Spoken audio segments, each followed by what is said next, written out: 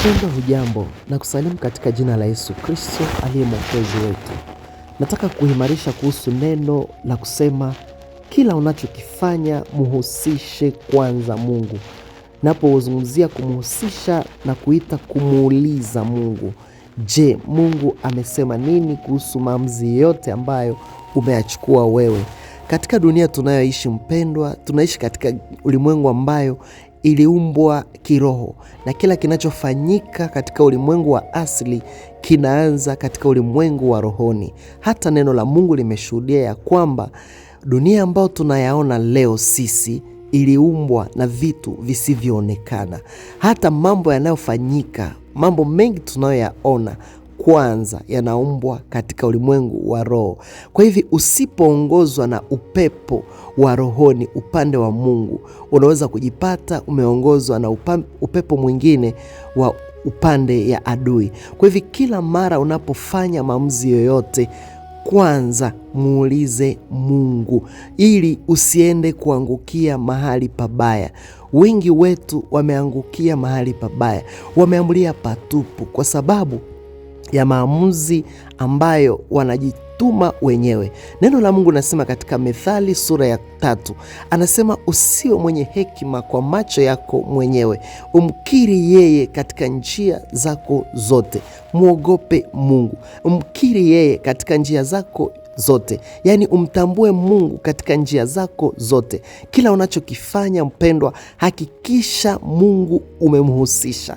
Sio kumhusisha Mungu, sikuombi kwamba umuombe Mungu kwenye kila unachotaka, lakini kwa kila unachofanya jua mapenzi ya Mungu. Unapojua mapenzi ya Mungu kwa kila unachofanya, hapo unaweza kukifanya sasa kwa amani, kwa sababu kifanya kwa sababu Mungu amekubali, kuna ulinzi utakuwa juu yako. Katika kitabu cha Zaburi 91 Biblia inasema ya kwamba aketie mahali pasiri pake Mwenyezi atakuwa chini ya uvuli wake Mwenyezi Mungu. Aketie mahali pasiri pake aliye juu atakuwa chini ya uvuli wake Mwenyezi. Mahali pasiri ni kuishi katika mahusiano yako wewe na Mungu. Kwenye kila jambo unamhusisha na anakubali, na unapotenda utakuwa chini ya uvuli, yani chini ya ulinzi wake Mwenyezi Mungu. Ndugu yangu mpendwa, hili ni jambo la hekima sana.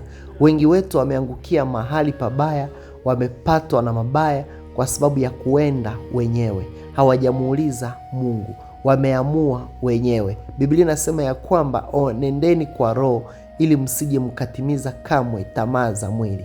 Tamaa za mwili zinaungana kila siku mara nyingi sana na mwovu Shetani. Shetani anaweza mwili kila mara. Shetani anatumia mwili kila mara.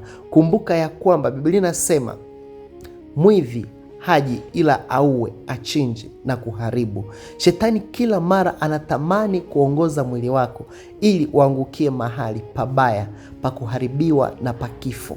Lakini sana ukiongozwa na Roho wa Mungu, Roho wa uzima, anakuelekeza sehemu nzuri ambayo kuna ulinzi sahihi. Kwa hivyo kila wakati unapofanya maamuzi, yawe yametoka kwa Mungu, na Mungu akikukataza chochote usilazimishe kukitimiza, kwa sababu kila maongozi ya Mungu ni kwa ajili ya wokovu ya mwanadamu.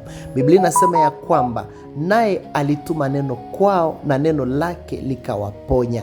Kila wakati lengo la neno la Mungu kwa ajili ya maisha ya mwanadamu ni kwa ajili ya kumponya mwanadamu. Unapotaka kufanya neno lolote, jambo lolote, maamuzi yamekuja moyoni mwako, tafuta sana kuwa na neno la Mungu ili katika mambo yako kuwe na uponyaji wa Mungu.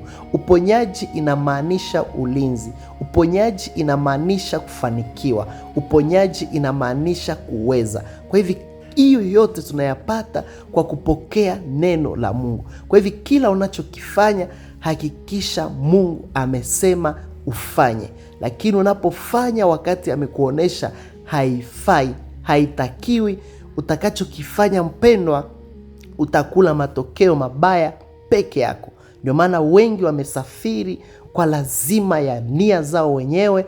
Wakati wamesikia mambo sio mazuri ndani mwao, wakalazimisha, baadaye wakaenda angukia kwenye ajali. Ajali nyingi zinazofanyika duniani, wengi wanaoangukia ndani ni kwanza walisikia ndani mwao kutokusafiri, lakini wakalazimisha. Ndugu yangu mpendwa, hakuna faida kwa kila unachoenda kufanya kama Mungu amekataa, hata kama umeahidiwa mambo makubwa. Ni vizuri kwenda kwenye hekima ya Mungu. Biblia imesema, nikirudi tena, anasema usiwe mwenye hekima kwa macho yako mwenyewe, kwa sababu ipo njia ionekanayo sawa machoni pa mtu, lakini mwisho wa njia yake ni mauti. Kila wakati tunapoishi, tunapoona njia yoyote, tutazame Mungu anayeona mwisho wa njia. Mungu ni yule anayeona jambo mwisho wake wakati ambapo mwanzo tunapoianza. Kwa hivyo ni vizuri kuangalia yule anayeona mwisho wa mahali tunapoelekea. Hili ni jambo la maana sana. Usiende katika jambo pasipo Mungu kukuambia enda. Usiamue kusimama wakati hujaambiwa simama. Kila mara tegemea kumsikia Mungu, tegemea kumhusisha Mungu, tegemea kumuuliza Mungu. Kila kitu kipate kwenye maombi, usikipate kwenye tamaa, usikipate kwenye watu walisema wakakulazimisha, wakakuchochea. Usichochewe na tamaa zako, chochewa kila wakati na mapenzi ya Mungu. Biashara unataka kuianza, ianze chini ya kumsikia Mungu kwanza. Usiingie gharama za bure, usiweke mtaji bure. Wengi wamepoteza sana, wengi wameangusha mabilioni za madola kwa sababu ya kuingia kwenye biashara za pasipo kwanza kumuuliza Mungu. Usiingie kwenye deni la biashara, kwenye deni la kufanya maamuzi yoyote pasipo kwanza kumsikiliza Mungu. Acha kila maamuzi yako yote yatoke katika Mungu alisema ndio. Pasipo ndio ya Mungu, usiweke ndio kwa maamuzi yako, maana ipo njia ionekanayo sawa machoni pa mtu. Kwanza, machoni petu wanadamu, njia nyingi zinaonekana tu kuwa sawa. Lakini ukitaka kujua watu wengi wamefeli, wameshindwa, enda makanisani, enda kwenye jela na utasikia ushuhuda ya wengi wameshindwa. Ona hata mitaani wanavyojishika machavu kwa sababu ya kujuta kwa mambo yanayowapata. Wengi wanajuta sio kwa sababu tu shetani anawapiga, ila kwa sababu wanafanya maamuzi peke yao, na maamuzi wanayoyafanya inawaangusha katika njia mbaya, wanaambulia patupu. Na hapo ndio wengi wanakuja kumtafuta tena Mungu wakisema, mbona Mungu umeniacha? No, Mungu hajawahi mwacha mtu, ila ni mtu anafanya mambo yake mwenyewe pasipo Mungu, na Mungu anapachika mikono, anakuona kwa hekima zako kama utaishia wapi, ili avunje kile kiburi kilicho ndani mwako na ile shamra za tamaa zinazokubeba katika hali ya kujifanya ni kama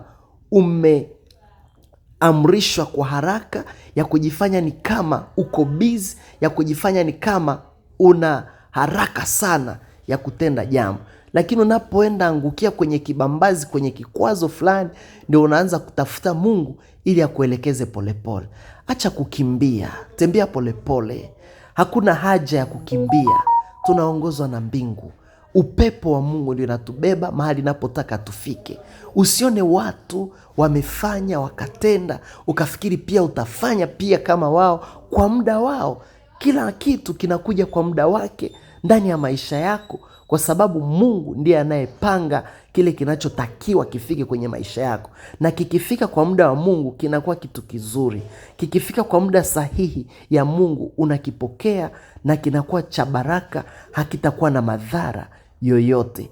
Kwa hivyo nakuombea kuwa na amani, tulia. Upepo unaosumbua moyo wako ya kukufanya ni kama kuna haraka ndani mwako, itulie na utembee chini ya uwepo na upepo ya aliyekuumba. Mungu akubariki na urudi nyuma. Unataka kufanya nini? Nyamaza kwanza, muulize Mungu. Amen.